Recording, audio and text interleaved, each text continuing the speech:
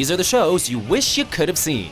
Welcome to WatchMojo.com, and today we're counting down our picks for the top 10 legendary concert lineups.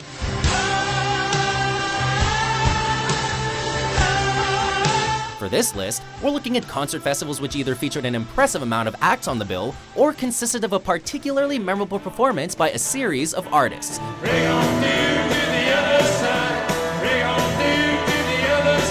We're omitting 1985's Live Aid benefit concerts as well as 2005's Live 8, however, as they featured numerous legendary musicians appearing in cities around the world simultaneously.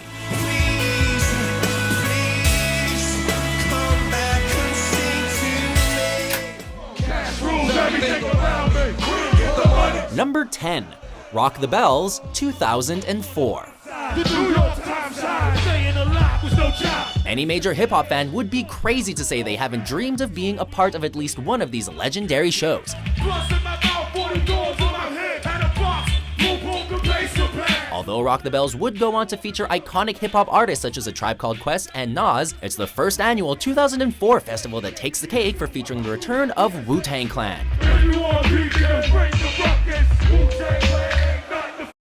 And yes, that is the whole crew, including ODB prior to his death in November of that year. If that alone didn't have rap fans jumping in excitement, then the inclusion of artists like Redman and Sage Francis certainly did. You should drown me in that womanhood or teach me how to swim. Beat me with my own hands or tie down my limbs.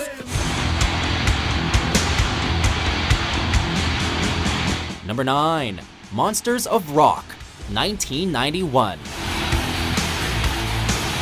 What do you get when you combine a tense, politically charged atmosphere with some of the most energetic hard rock and heavy metal bands around? You get the Monsters of Rock Festival, which hit the former Soviet Union like the fist of an angry god in 1991.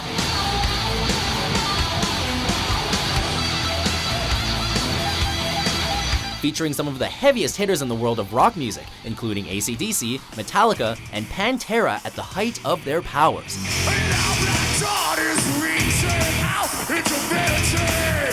There were frequent clashes between the audience and armed Russian police, many of which did not know how to process the very physical response between artist and fan, resulting in a show memorable for reasons much larger than music alone.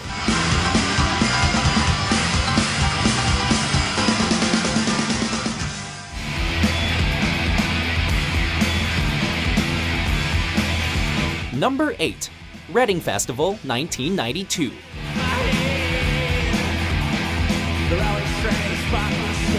The grunge writing was on the proverbial wall when the Reading Festival hit the English countryside in 1992, and this concert's lineup reflected that.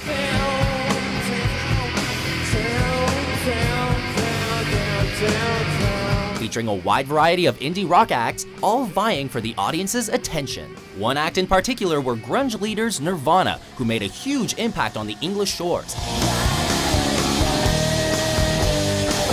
Indeed, many who were in attendance that day proclaimed Nirvana as the band of the weekend, as evidenced by their well-received, high-energy performances of songs like Lithium and Smells Like Teen Spirit.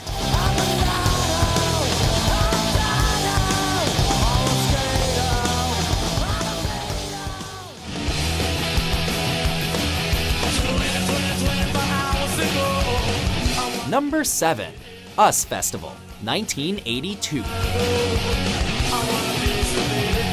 Widely referred to by many as the Woodstock of the 80s, the inaugural US Festival held near San Bernardino, California, was helmed by Steve Wozniak of Apple Computer fame in response to the whole selfish vibe of the 1970s.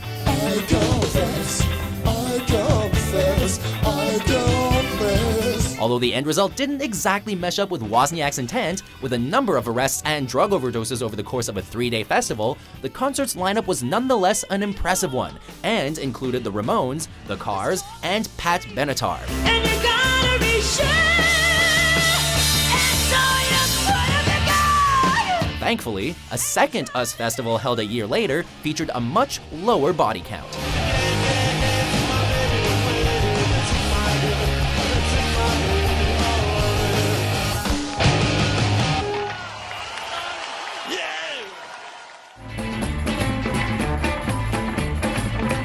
Number 6, Newport Folk Festival, 1965. Dylan Goes Electric. This was all anyone could talk about after experiencing the 1965 Newport Folk Festival. It may be difficult to imagine any audience booing the genius that is Bob Dylan, but that's exactly what happened when he took to the stage with a full-fledged electric backing band for his 65 performance.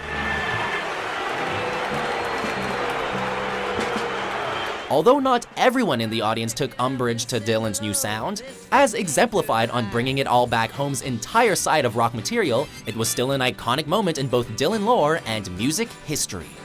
Well, by this time I was fed up at trying to make a stab at bringing back any help for my friends and Captain Arab.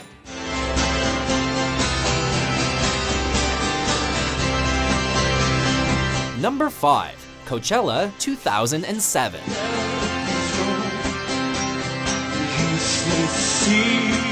Sure, jokes fly around today about the huge influx of hipsters descending upon the Coachella Festival every year, oblivious to who's actually playing. It should be said that this concert series does feature a wide variety of artists from nearly every imaginable genre.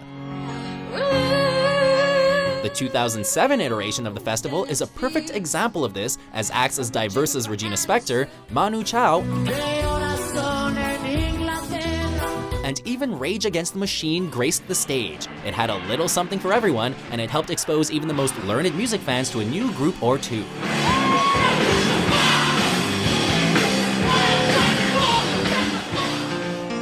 Number 4. The Freddie Mercury tribute concert for AIDS Awareness 1992. Just kidding, man. Freddie Mercury's 1991 AIDS-related death left a huge, tragic void in the world of rock and roll. But this gathering of bandmates, friends, and fans made the loss sting just a little bit less.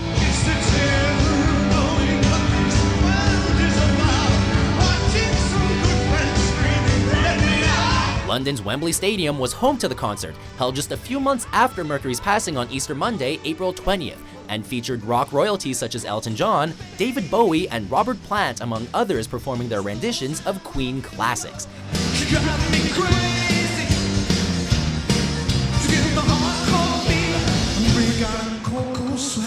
The concert also marked Queen bassist John Deacon's last full show with the group, while proceeds from the show served to fund the Mercury Phoenix Trust for AIDS Research.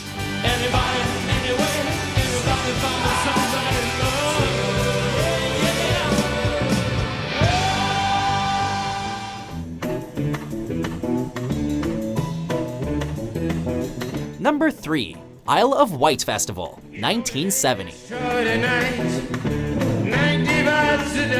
What do you get when you collect a myriad of talented artists and put them out on an island in the English Channel? You get the Isle of Wight Festival, which packed fans onto the west side of the island during the summer of 1970.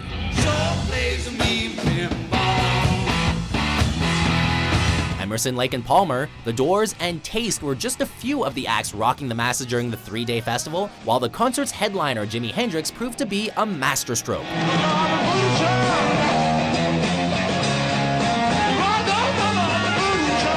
Although the festival had its share of sound, weather, and financial difficulties, the performances delivered there would go on to be the stuff of legend.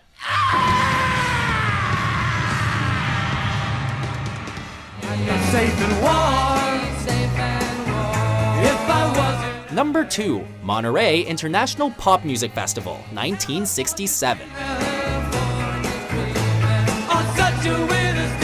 Monterey was huge in terms of cultural importance, not only thanks to its now legendary lineup of classic artists, but its influence as a whole upon the idea of the big summer concert series.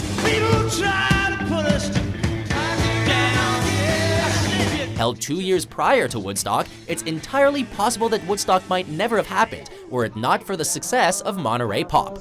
Simon and Garfunkel, Looking for fun and feeling groovy. The Who, and Jefferson Airplane all delivered the goods for audiences.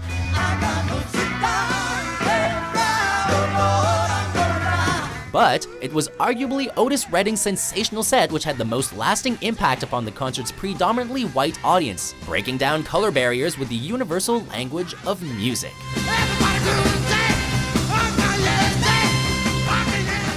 Before we reveal our most drool-worthy concert lineup, here are a few honorable mentions.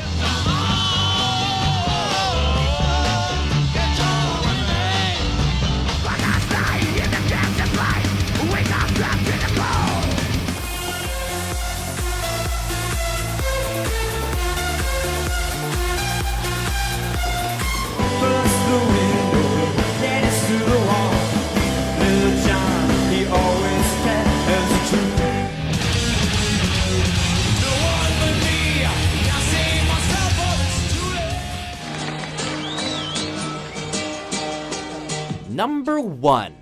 Woodstock 1969.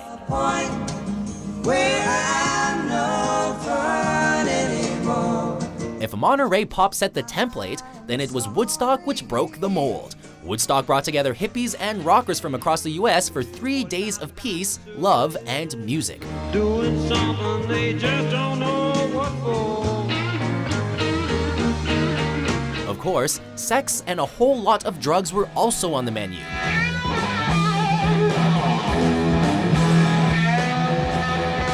Set to a throbbing soundtrack of artists like Jimi Hendrix, Jefferson Airplane, and Joe Cocker. What would you do if I sang out of tune?